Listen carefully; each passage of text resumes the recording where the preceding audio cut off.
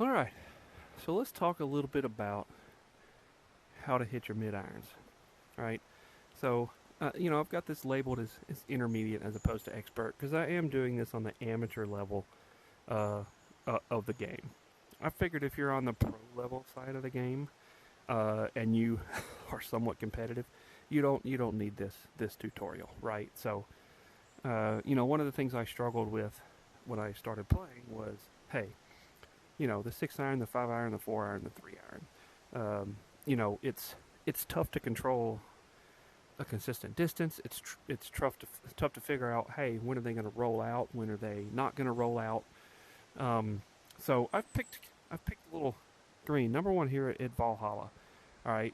So I've picked a green that is a little bit into us, and it's about 4.5 feet downhill.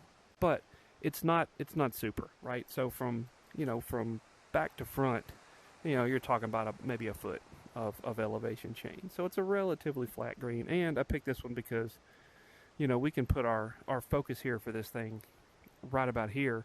You can see we have a little bit of quick coming down to us, and then it's not so bad up there. But this is a good green to kind of show you what we're working with here, right? So let's talk about the mid irons. I'm not going to go through every shot on every mid iron, but what I'm about to talk about is going to be pretty helpful to kind of learning how they work. So let's take a look here at the ball, right? I'm going to put the club in the middle of my stance, right here on my belly button. So you can see the ball is in the middle of my stance. All right, so let's take a shot. Okay, let's take a shot. Okay, we're going at the green. We're going to hit the green, and we're going to roll. All right, so looking at our stats here, we had almost 10 yards of rollout, right? Almost 30 feet of rollout on that 6 iron. Our height was 91 feet. Not too worried about the curve for now or anything else, but the spin was 4,000 RPMs. Okay, so 30 feet of rollout, 91 feet. Now, let's go back to that shot. All right, let's take the club's in the middle of my body. Now I'm going to put the club on my right hip. So now I'm going to put the ball in the back of my stance. Think back foot or just inside of back foot. And now we're going to hit it again.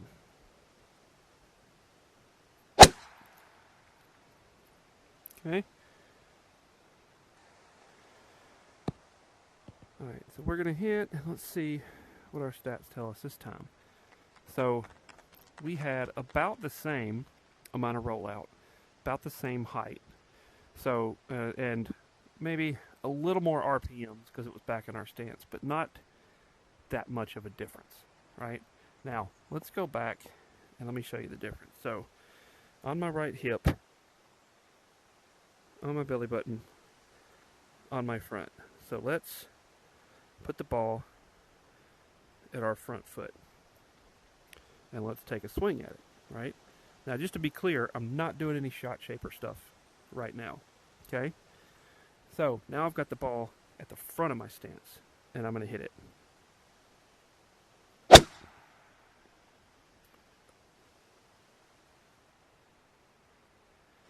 Okay, coming in a lot steeper. Got a little more checkup. Alright, let's check our stats. Okay, so you can see that I had about half the amount of rollout, right? 5 yards, it's roughly, so roughly 15 feet. The height was a good 11, 12 feet higher, right? And the spin rate was much higher as well, right? So I'm going to get a little quicker stop when I put the ball in the front of my stance. Now, you may ask, okay, when do I put the ball in the back of my stance? When do I put it in the front of my stance? Let's go back to our spot. When do I put it in the back of my stance, in the front of my stance, or whatever? So let's come back here. Okay, now we've got a 4-iron into this green, right? So let's do the same experiment. Again, we're sands ShotShaper at the moment. So let's see. Same thing. Let's work back to front. So right hip. Let's see. Right hip. Okay. So this is on my back foot.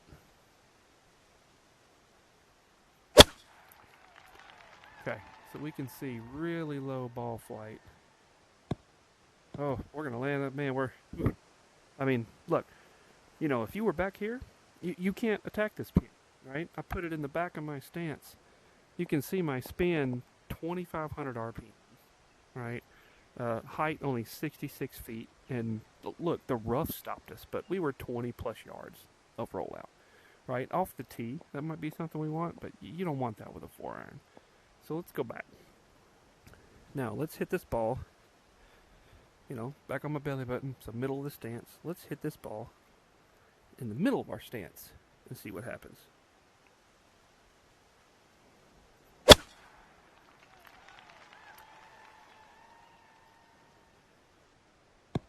Okay, so we hit on the green, but look, we hit roughly the same spot on the green, but look at this. Yes, it did roll out. Yes, it did go back to the back of the green, but let's look at our stats. Look, our RPM went up by almost 1,000. All right, almost 1,000. Our height was 13 feet higher, 12 feet higher, something like that. Not as much rollout, right? Now, let's go back for what I call the money shot, right? Let's go. Yes, I do know what that means. Shut up. All right, let's go back, and we're going to put the ball in front of our stance. So, again, left hip. I'm a right-handed golfer, right? So, left hip. We're going to put the ball in the front of our stance. And now, we're going to hit it again.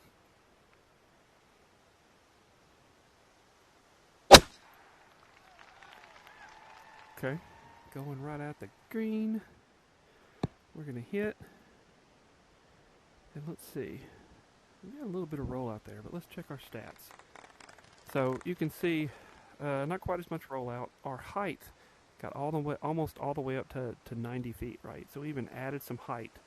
And we got our spin rate higher. So why does this matter? The higher the spin rate, the quicker that ball is going to stop, right? And the higher the height means the more of an angle that the ball is going to come down to in the green. All right, so let's go back. And again, I'm going to put this in front of my left foot. So here's my left leg. So you can see how far the ball is in front of my foot. And now I'm going to do the same swing. My arms are pushed, way out front. So I'm going to hit this now. Okay, I can already tell you we got a lot more height on it.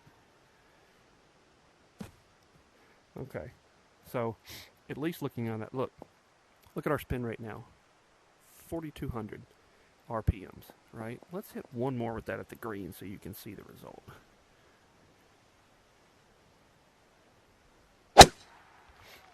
Okay.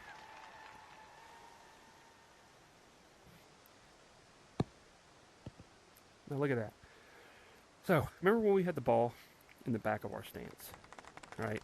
We had the ball in the back of our stance. We landed here.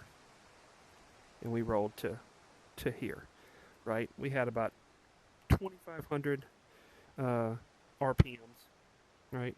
So look at this, 2,500. We had 2,500 RPMs. Over 20 yards of roll, and that's because the rough stopped us, or it would have been more.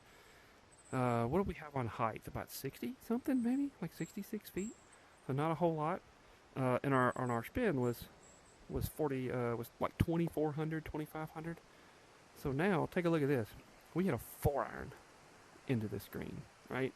A 4-iron, and it stopped in 30 feet. Remember when we had the ball in the middle of our stance, in the back of our stance with the 6-iron? We were still getting at least 10 yards of rollout with that shot on a 6-iron. Well, we just hit a 4-iron that stopped like a middle of our stance 6-iron because we put it way out in front of our, stance. I say way out, maybe off the front foot a little bit, but not inside the front, but actually outside of our stance, outside the front by, maybe a couple of inches. So way up there in the front of our stance, and we were able to get 105 feet on height. So, almost 50 feet higher than the ball in the back of our stance, and the spin rate was almost double, right? So 2,500 RPMs versus 4,600 RPMs, which is why this ball stopped and did not get much rollout with a 4-iron, right? So I know I used the 6-iron as an example in this and a 4-iron as an example in this, but you know, your other clubs work the same. So just real quick, let's do that test. Let's get a little further back so we can hit our 3-iron a little further back. Okay, so now we have our 3-iron. So we're going to do 3 tests real quick before we end this video. So, back leg, back of the stance.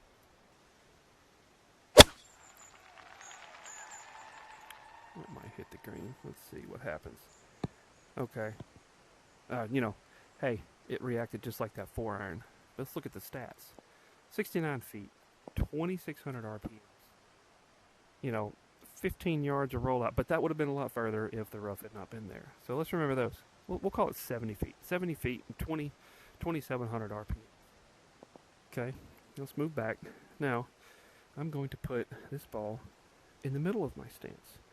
So this is a middle of my stance 3-iron.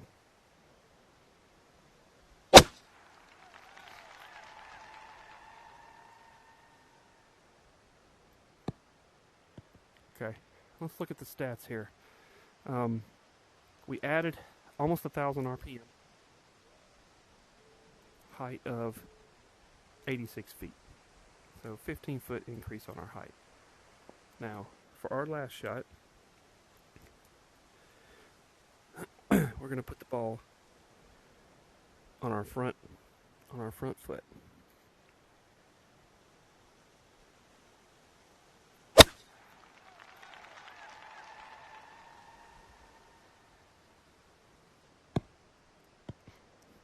Okay. Let's see. So we had about the same RPMs, a little bit more height. So I lied, that wasn't the last shot. We're going to go back, and now I'm going to take this 3-iron. So this is my front leg. So I'm going to put it way out in front of my stance.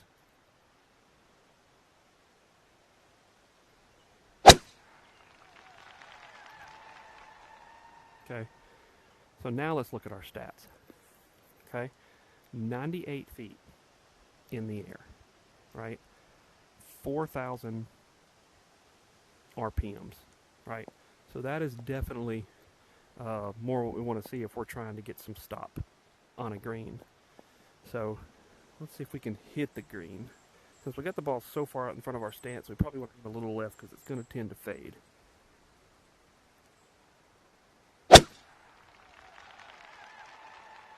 Okay, now let's watch it on the green. Alright, see that? Stop. We landed about here with it in the back of our stance and rolled off the back. You can see the 3-iron actually stopped. So again, close to 4,000 RPM, 90 feet in height, and only about 30 or so feet in run out. So again, that's one of the big key factors, in my opinion, on hitting those long irons is what you want to do. If you're trying to stop it, put the ball out in front of your stance as much as you feel comfortable. If you want run out, put the ball in the back of your stance. If you want a normal reaction, just a normal shot that has the most control, you can put the ball in the middle of your stance. Although some people will argue that front foot is the best one to be. So by default, I hit most of my clubs, maybe not my really short ones, but most of my clubs, at least on my left, in front of the foot furthest up in my stance. So for a right-handed golfer, the left foot. So that's usually where I have the ball. And if I really need to go long, but I need to have big stopping power, I'll take it from here out to here, right, to get that extra stopping power.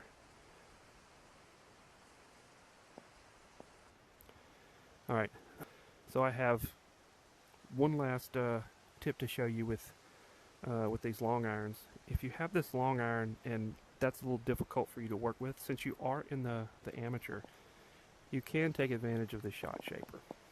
So for example, I'll pull up the ShotShaper and I'm going to take that 3-iron that we've been hitting, I'm going to move it all the way up to 100% on high. Right? Now, I'm going to take the ball and put it, in the middle of my stance. So maybe let's say middle of my stance to my front foot, somewhere in the middle there. And now I'm going to hit this ball. Okay, you can see the height on it, right? Look at this, 106 feet. What kind of stopping power did we get? Look at that, that's pretty good stopping power. We got 106 feet, 3,300 RPMs. But keep in mind, what stops the ball on the green? So what is it that actually makes the ball stop on the green? It's two things. One, it's the height, and it's the spin rate, right?